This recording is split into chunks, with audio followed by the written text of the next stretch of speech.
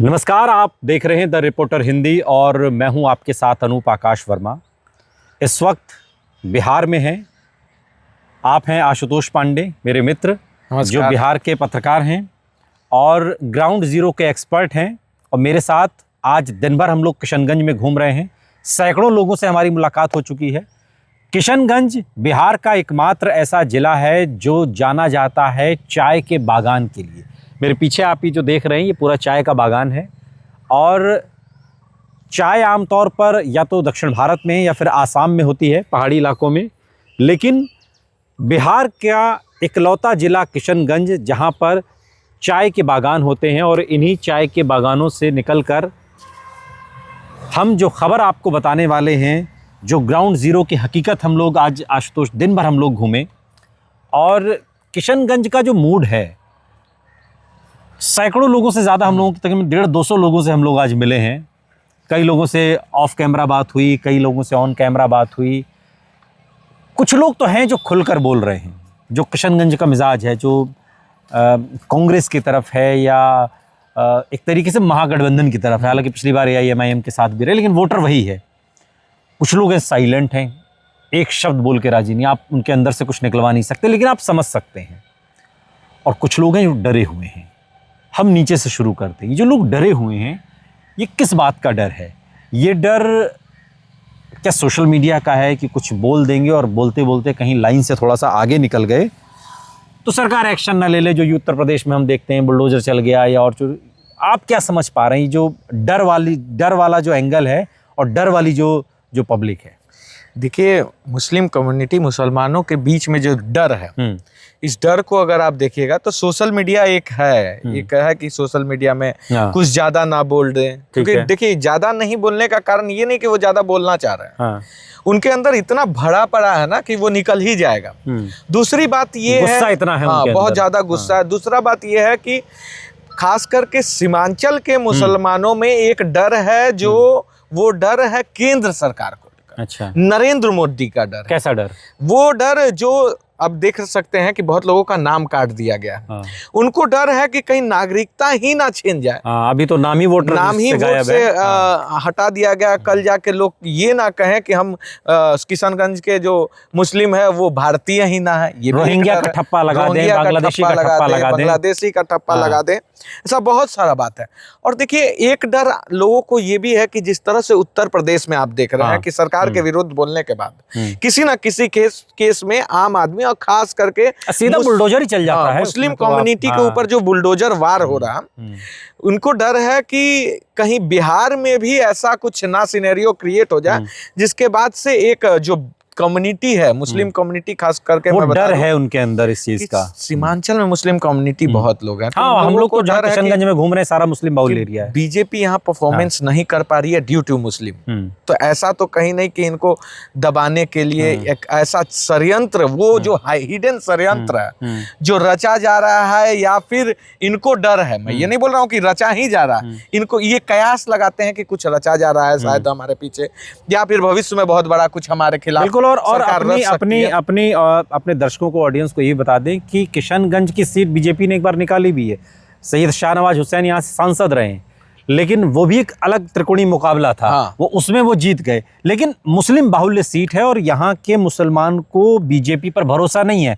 अगर जो आज हम जितने भी लोगों से मिले उसमें कोई मुसलमान ऐसा नहीं मिला जो ये कहे कि हम मतलब कि बीजेपी जो कर रही है, सेंट्रल गवर्नमेंट जो कर रही है, नीतीश कुमार को लेकर के फिर भी एक सॉफ्ट उनके मन में हो सकता है, लेकिन बीजेपी को लेकर के, नरेंद्र मोदी को लेकर के, प्रधानमंत्री को लेकर के वो सिक्योरिटी महसूस नहीं कर पा रहे हैं। क्या ये आपने महसूस किया? एकदम सही आपने कहा कि मुस्लिम कम्युनिटी के लोग नरेंद्र मोदी को लेकर वो सिक्योरिटी नहीं महसूस सेफ्टी महसूस नहीं कर रहे हैं। इसके पीछे कारण है कि एक ठप्पा लग गया है। अच्छा, कि मुस्लिम कम्युनिटी के विरोध है बीजेपी। जिस तरह से उत्तर प्रदेश में आप देख रहे हैं कि योगी का बुलडोजर, नरेंद्र मोदी का गोधरा कांड याद आ जाता है इन लोग को।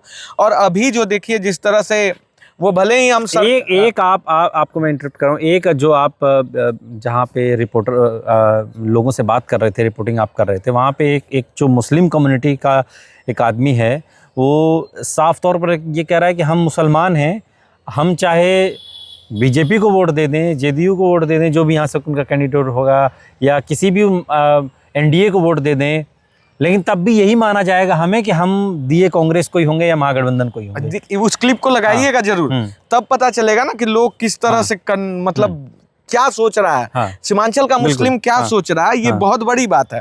आप सोच सकते हैं कि एक कम्युनिटी वो कह रहा है कि हम अगर वोट बीजेपी को देना भी चाहे और दे भी दें तो कोई भरोसा नहीं करने वाला। ये बहुत कुछ ये जो भरोसे वाली बात है, ये भरोसे वाली बात क्या सिर्फ एक पक्षी है कि मतदाता ही ऐसा सोच रहा है कि अगर हम आपको दे भी दें तब भी आप भरोसा नहीं करेंगे, या ये बीजेपी की भी ऐसी सोच है कि मुसलमान है तो ये हमें नहीं देगा? बीजेपी इवन मैं बता दूं कि अभी तो हम लोग किशनगंज आए हुए हैं, सीतामढ़ी गया हुआ था। एक वाक्या है कि मैं मुस्लिम कम्युनिटी के लोगों के बीच बैठकर जब बात किया कि क्या गायत्री देवी आती है यहाँ पे, वो विधायिका है, तो गायत्री देवी मुस्लिम कम्युनिटी के लोगों को देखकर अपनी गाड़ी तक नहीं रोकती है। ये क्या स्पष्ट ये दिखता है कि मतलब एक माइंडसेट उधर भी है ना, मतलब वोटर का ही माइंडसेट नहीं है, नेताओं का माइंडसेट है कि ये फलानी कम्युनिटी से तो ये हमारा वोटर नहीं है। वोटर भी ये समझ रहा है कि हम इनको वोट दे भी दें तब भी ये नहीं मानेंगे कि हमने इन्हें वोट दिया है। लेकिन एक जो दूसरी बात है, हमने बहुत लोगों से आज जब हम लोग मिले, आप भी मिले, तो कुछ लोग साइलेंट भी हैं, जो लोग कह रहे हैं कि हम वोटिंग के दिन ही अपना वो करेंगे और तभी हम बोलेंगे, डिसाइड करेंगे। जबकि मेरा अपना मूल्यांकन ये कहता है कि जो आदमी साइलेंट है वो डिसाइड कर चुका है। बहुत सही आपका मूल्यांकन है। खास तौर पर मुस्लिम कम्युनिटी के लोग जो आज साइलेंट हैं वो इसलिए साइलेंट है क्योंकि वो डरे हुए हैं, और डरा हुआ आदमी ना डिसाइड कर चुका होता है कि हमको किधर जाना है। जो उसके पक्ष का 1% भी होता है उधर वो मूव कर चुका है। और मैं आपको डंके की चोट पर बोलता हूँ कि इस बार किशनगंज का जो विधानसभा क्षेत्र है, एक ठाकुरगंज को थोड़ा सा हटा दिया जाए, वहां फाइट देखने को मिल सकता है। बाकी सभी जगह मुस्लिम कम्युनिटी के लोगों का वोट एक तरफा जाएगा, वो महागठबंधन की ओर जाए या फिर AIMIM की तरफ जाए। अच्छा, बहुत से लोग बदलाव की बात कर रहे हैं कि बदलाव होगा, तो वो बदलाव समझ में नहीं आ रहा है। क्या वो पिछले विधानसभा चुनाव से इस बार के विधानसभा चुनाव में AIMIM को लेकर विधानसभा वार की बात कर रहे हैं, या फिर वो स्टेट की भी बात कर रहे हैं? क्योंकि एक कन्फ्यूज़न तो किशनगंज में है ना कि AIMIM अगर आती है तो एक डैमेज तो होता ही है ना महागठबंधन को, RJD को। हालांकि AIMIM चाहती है कि वो उसका गठबंधन हो जाए, लेकिन बात नहीं बन रही है। लेकिन एक आपको लग रहा है ना आशुतोष, एक डैमेज तो करेगी ना वो, डैमेज करेगी, बिल्कुल डैमेज करेगी। लेकिन या फिर वोटर ने भी तय कर लिया है कि पिछली बार के ठगे हुए हैं। जैसे एक वोटर ने कहा, मैं ही बात कर रहा था, तो उसने कहा कि हम पिछली बार के ठगे हुए हैं, हम चले गए, हमने AIMIM को चुना और वो फिर जो है जाके RJD के साथ मिल गया। तो दूध का जला क्या छाछ को फूक फूक कर पिएगा, या फिर वो कुछ नया दिखेगा? इस बार नए तेजस्वी की तरफ ज्यादा मूव है। आप देखें, बात करते हुए भी साफ तौर पे नजर आ रहा था। या फिर जो साइलेंट वोटर है उन्होंने मूड बना लिया कि जो उस समय NDA को हराने वाला जो भी होगा, वो चाहे AIMIM का उम्मीदवार हो या फिर वो RJD या कांग्रेस का उम्मीदवार हो, जिसका ये तो चुनाव के मतदान से तो 5-10 दिन पहले हवा बनती है, तो पहले ही ये लोग डिसाइड करेंगे कि कौन जीत, कौन भारी है, भारी कौन है। इनका वोट बटेगा नहीं, इनका वोट एक तरफा जाएगा एक विधानसभा में, वो चाहे वो AIMIM की तरफ चला जाए या महागठबंधन की ओर चला जाए। जिस और पलड़ा भारी रहेगा, जो लगेगा कि NDA को हरा रहा है, उस और मुस्लिम कम्युनिटी का वोट। लेकिन जो एक तरीके से, चूंकि AIMIM का फोकस बिहार पर पहले की तुलना में इस बार और ज़्यादा अटैकिंग मोड पर रहेगा। हालांकि वो ये चाहते हैं कि गठबंधन हो जाए, लेकिन गठबंधन नहीं हो सकता, उसकी अपनी मजबूरियां हैं। कांग्रेस को फिर उधर तेलंगाना में भी वो चीज़ें बिगड़ेंगी।